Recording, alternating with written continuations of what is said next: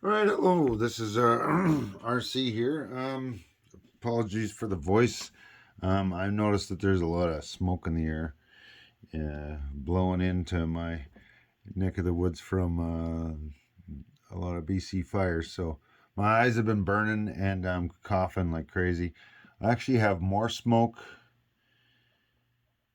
at home than I did when I was playing at the Spring Offensive and hanging out for an extra week there with Mr. General Hand Grenade and enjoying some free time and having some fun. Even got the opportunity to do a little bit of World War I playtesting, and that's looking like a great fun game. But that's all an aside. So I'm just saying that in case my voice cracks or I start having a cough or something, because there's a lot of smoke in the air, and even though I'm inside, it's still getting in here, and it's irritating. Um, yeah.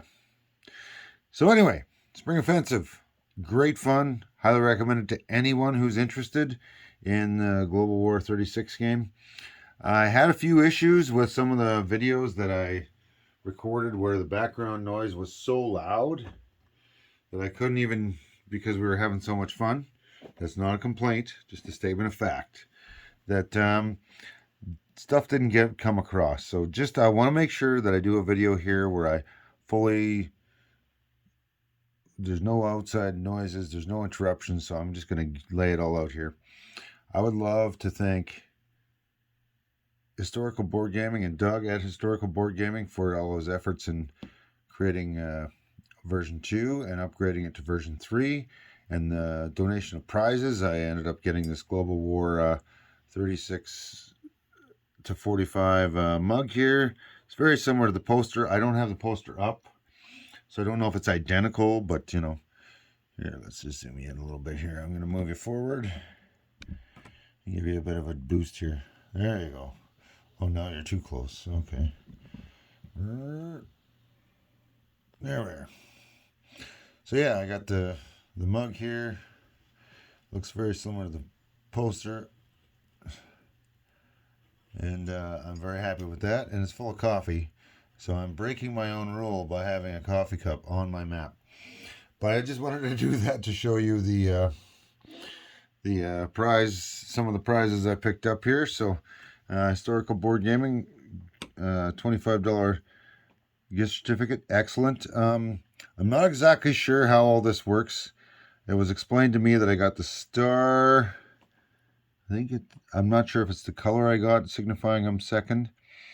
And this is apparently the German coloring on here. These were those sidebar metal stars. I got 2 of them. Apparently I didn't get the easy ones. I just got 2 of the hard ones. They had 4 stages of them. So I got 2 there. And this is the coloring of the ribbon for the year. As you can see, it matches what's going on here, and it's got the number 1. I'm not sure if that's standing for the first or 2021, even though it could be either one. I'm not sure. I highly recommend you go, though. I mean, I didn't go for these things. I went for all the fun, right? So that's all I went for. Kind of feel dirty because I was in a position where I was guaranteed not to get first, and I kind of did it dirty to the Russians there and did that. So yeah, and on the back here of this ribbon, it's telling you that it's he's got it engraved as well with second place Spring Offensive Champion 2021. So there you go. I don't know if you can see that or not. Let's just stand that up. There you go. All right. So enough about that. That was great. So again, thank you to Historical Board Gaming and Doug from Historical Board Gaming for all the work he's done and to put into this. And also, this was a huge undertaking by Mr. Panzerking, and I don't even know how to express my gratitude properly. Um, I'm so happy that I even left my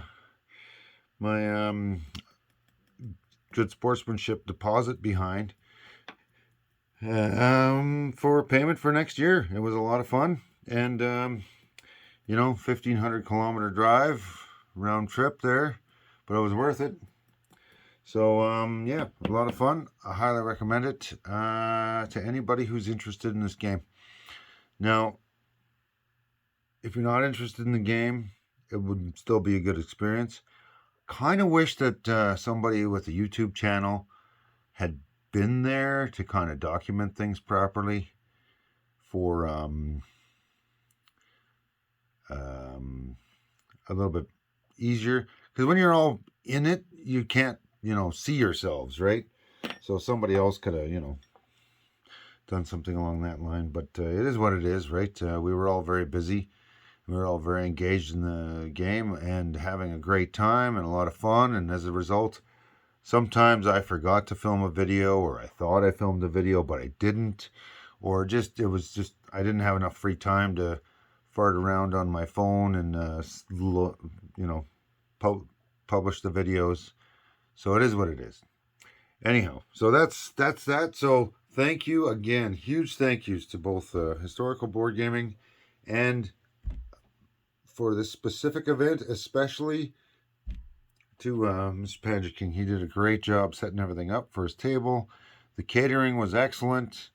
It was amazing because I've done, hosted games at my house, and it's difficult to, try to get food together and try to play a turn and pay attention to what's going on and have everything available and answer questions like, hey, where's the bathroom? Little things like that. You got any napkins or whatever, dumb things. Hey, you got spoons, little things like that just totally can sidetrack you while you're trying to do your turn. So he did an excellent job of both playing and having it all set up so that it was either catered or he had it all organized. It was an amazing event. Recommend it to anybody. All right. And that is my great big thing on that. So this video is also going to be about, I'd asked a few people what kind of video they wanted me to do, and they asked me to do like my pre-game strategy. And I filmed those before I left, but I just got home last night. So what is it today? Monday, the 19th. So yeah, I've been busy for a whole week. So I just had those, I just released them during the week here when I remembered to release one. Oops, I'm throwing around my little metal pointer here. So that was it. Now, I'm just going to walk around the table and show you some stuff here. So if you watched my strategy videos, this will make sense. And if you haven't, you don't really need to watch them. But if you're interested, you can either take off now, because those are my thank yous and prizes, ribbons, stuff like that. So there you go. And it was a lot of fun, a great fun. Now I'm just going to go over a couple things.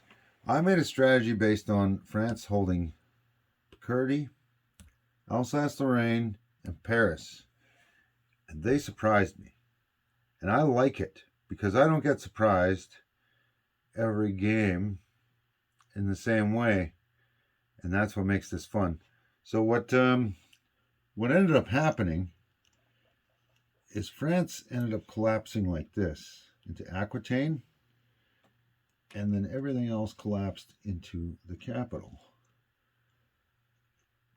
And this was ingenious on their part, because there was enough units here that in order to surround the place, like I didn't have to fight. They might have had an infantry or something scattered around here. I cannot recall, and it's not really all that important, because either way I would have still had to blitz, right? So I could have come in through Alsace-Lorraine, then I would have had to blitz into here and here, right?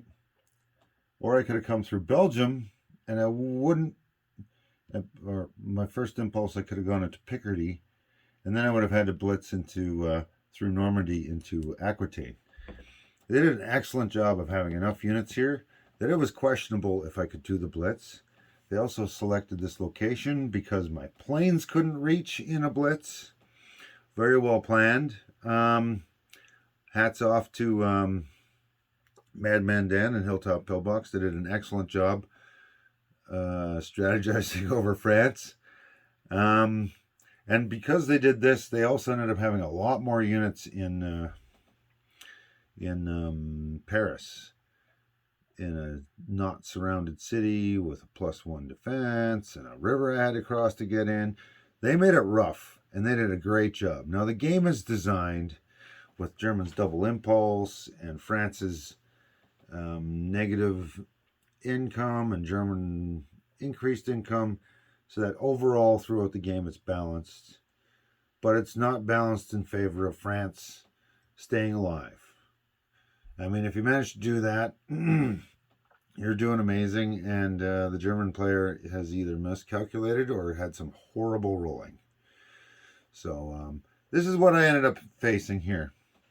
Now, I did very similar to my plan there. I had a lot of units that could move too, but not blitz, down here in Bavaria, and up here in Western Germany, I had my blitzing units. So everything in both of these zones could either hit Belgium or Alsace-Lorraine.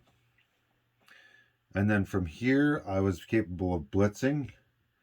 So I could have done a blitz and moved a bunch of units, but I can't blitz through a fort, right? So they did a great job of blocking me. So I could either blitz into Picardy and leave half my units in Belgium, or I could take everything into Alsace-Lorraine and stop. And they had Alsace-Lorraine had 2 shots of its own with double casualties. Plus they had a few units. I can't remember the number. The number was small, but there was enough numbers there that if they did get double casualties, I was looking at least six units lost, maybe more, in one round. And that was kind of a decent enough deterrent so that it was not a favorable place. So then I would have to instead attack Belgium and fight 4 infantry, which ended up being actually, they had a lower chance of hitting me through Belgium, so I went that way. Not saying either one is right or wrong. That's what I did. I then attacked the stack here. It cost me a fortune of German units, and the French ended up fighting with almost all of their units. Just the stack that they had in Aquitaine that was left when they surrendered. So that was the plan with that. Vichy rolls, I don't know how. We kind of delegated those off to somebody else while I was doing the whole German thing here, which was excellent because that's a long, slow turn, right? And we were trying to find little ways that we could speed things up, right? So if you're the German player and you're still doing your second impulse and you're rolling attacks against other things after France has fallen, then maybe your Japanese or your Italian teammate can roll for you in the Vichy stuff. And if you're the French player and you're busy with this, maybe the British player can do the rolling, or however. Somebody else did the rolling for me while I was busy doing all my German turns and non-combats and combats and second impulses and all that other stuff. So which is part of why I rolled Paris first, so that we could think. I could be wrong. That was the plan, but I can't remember. So yeah, that's what happened there. So I dedicated a lot of stuff to this side because I had to, because they made it hard, and they did a great job of that. Now, as a result of them doing that, in Poland, I didn't have enough to take both places successfully. Like I had infantry, but I didn't have any like hard hitting units. So I mean, I'm attacking it 2 and he's defending at 4. It's kind of a dumb thing for me to do, right? It just cost me extra units. So I took out Western Poland and their larger stack there. But I only left 2 guys behind in Eastern Germany. So this cavalry went 1-2. The aircraft went 1-2. And these 2 units went 1-2 into here. And they took Eastern Germany away from me and gave it to the British. Excellent move by the Brits. I mean, I took it back right away, but it did delay units, right? Those units that were here weren't able to go attack Donetsk. right? So they did stall me out a little bit here. Excellent play by them. Something I will need to watch out for in future games. Another thing I learned. It's great playing against people that you don't always play. They know so many, they have different methods of play. It's amazing. So that's all happened, right? Now, I delayed in my attack until January 40 because that meant that their income would go up, but they wouldn't collect their full income and be able to spend it until July 1940 in FEC and Australia and Britain. The whole point of that was to try and delay, give 8 turns of not full income to the Commonwealth, to allow my partners in Italy and Japan extra time to build more of their forces and have an economic inequality that's in our favor. So that's the whole point of that. I tried my sub convoy thing. Man, that was a total and brutal fail.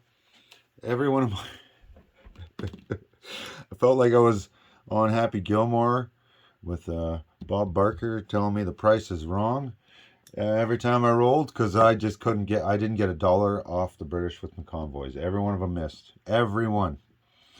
And the British, as a result of having the Canada at War expansion, knowing that I was going to get a discount with the subs, was the British player, Mammon Dan, was very smart. He was tracking my subs around and building himself flight carriers and aircraft. He built a lot of aircraft, and he had me locked down in my subs, so I didn't have much chance, and he did a great job. Yeah, I couldn't hit a convoy for the life of me. And every time I got maritime air patrolled, if I lost at least one sub. So it was amazingly well done, and it got to the point where I had carriers all through here. I had no way through. I have to place my subs, and then you could just move in and attack me. So and I could only place subs either in Aquitaine, Normandy, or in Germany, where I have shipyards, right? So it kind of really cramped my style there a little bit. But such is life. Such is life. So that's what was going on there. Now, my plan was to... here, let me move this up a little bit. My plan, if you watched my other videos, and if you didn't, here's a synopsis. My plan was to take out Paris with as many units as I could, and then transition from there with most of the units this way. And on the way, I was going to take Hungary and Bulgaria. I want to make sure I'm saying them right, because I have a tendency to misspeak in my videos. I'm talking about too many nations at once. So I aligned Hungary at the place units turn, and then I think I did Bulgaria next. And then the third turn in the process, I took Yugoslavia, and I was moving all my units over this way, and I took out Poland as well and took Warsaw. And then the turn that I managed to get Romania aligned, which was the third turn after Paris fell, or actually 2 turns after Paris fell. The Russians declared war on me immediately and attacked Romania and took it out. Now, I had units that were on the way through Romania and whatnot here that were on the way to take out Greece, but I had to change my strategy now because I now have an enemy that's broken into what was supposed to be my border. So then I took Romania back, and there we go.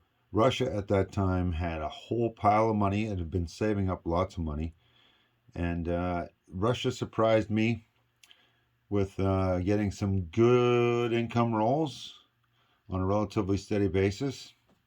They got a D12 income increase extra for me taking Romania, and I did not realize this. I should have been paying more attention, But Russia was closer to full income than I thought because the Japanese had taken the CCP out here, and that gave them an extra D12 in income rolling as well. So, yeah, that's 2 full turns that they've jumped ahead. I didn't realize that, and that's my bad. I should have been paying more attention.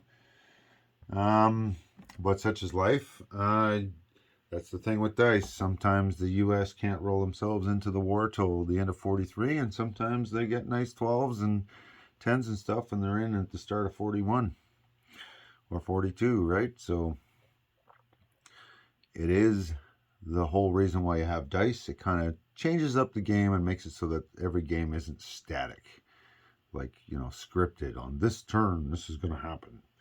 In this game, it's more like, in this range of turns, this is going to happen. But you don't know for sure. And what you do can speed it up. So anyway, enough of that. Russia got involved earlier. Russia saved a pile of money. And then it dumped all that money at once. Now, that was good and bad. Russia wasn't a complete monster, but it was a monster. And it Russia also got advanced factories, I believe he was saying that he had as well. So he placed at all these factories on this front whatever the advanced factory capacity was, right? So 8 in a major, 5 in a medium, 2 in a minor, in regular units, because he got that dollar off that turn. And then the next turn, sorry. And then he also got dollar off of militia. He placed a ton of units. So that changed my strategy. That turned Russia into a more primary threat. So as a result, I had units that could take out Greece, but I didn't do that because the Allies would have to pay $10 to attack Greece, then fight those units, and whatever survived came to me to help defend myself against them. Right? Same thing with Denmark. I left that intentionally. Just at the north of Germany there. I left Denmark for the same reason. I would have liked to do the same thing with Belgium and the Netherlands, but the situation called for me to go through Belgium, and then when the Japanese declared war on the Dutch, while they were controlled, it meant that the second that Japan and Britain got involved, I would have to take out the Netherlands. So thankfully we coordinated that, and that worked out great. But I like using these 3 as a buffer, where it costs $10 for the Allies to attack them, and then they got to fight the units too. I can always gobble those up later on in the game just to get the points, because it's easy. I got major factories right next door, right? I can move my units there. It's not a problem. So that was intentional that those things were left behind. Not because I wanted to, but because I had too much to deal with in Russia, and I didn't want to give myself alternate pathways for the Allies to get into Europe. And at the time, Vichy, I fluked out and had a big navy, but I couldn't outspend the Free French. Germany could only lend lease 1 unit. I couldn't even lend lease the money so that they could buy more than 1 unit of their own units. So that was difficult. At one point in time, I managed to get to Syria, Tunisia, and northern Algeria with the Vichy army and take those over. I'm not sure which ones I had at the start. I know I took over Tunisia and Syria for sure, so I might have started off with northern Algeria. But the Free French just kept placing infantry here, and I just had too much other things, too much pressure in other places. So I was unable to compete on the production of units, and so be it. Vichy was like a last thing. And I did collapse the navy in here eventually, because there was this large navy of British and American units with transports that were hanging around out here in range of Vichy France, and I didn't want them to hit that without having to fight some stuff first. And I figured maybe if they decided to come in there and hit that, they'd lose some boats against the Vichy boats, and then Italy might have a chance to get in. So we'll see. But yeah, eventually when Russia got involved, I just couldn't afford spending money on subs anymore, and that had to end. And at that point in time, the British had built up too many units in eastern Egypt and Gibraltar, and they had just swarmed the Mediterranean with most of their fleet and left the Japanese more or less to their own devices fleet wise. So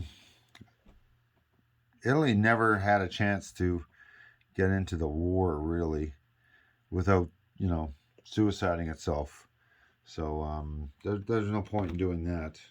They were doing more by holding all those units down as a neutral. Uh, it's unfortunate.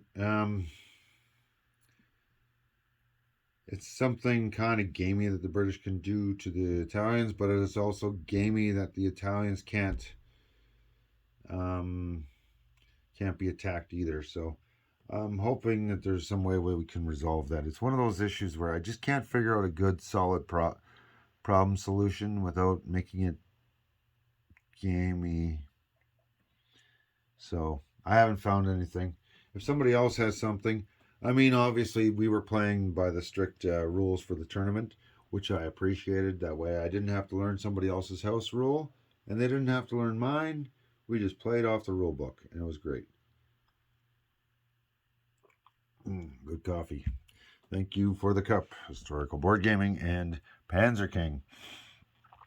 I wouldn't say my coffee tastes better in it, but it tastes amazing on my table. Anyway, Spain. The plan changed. I wanted to make sure that I could take Paris out and buy a couple extra subs, but I kind of slowed down on my sub production because I wanted to guarantee that Paris fell. Because the worst thing that could happen to me is if I attack the French and I fail as Germany, I just lost the game for our team. So I wanted to make sure I guaranteed that wasn't a failure.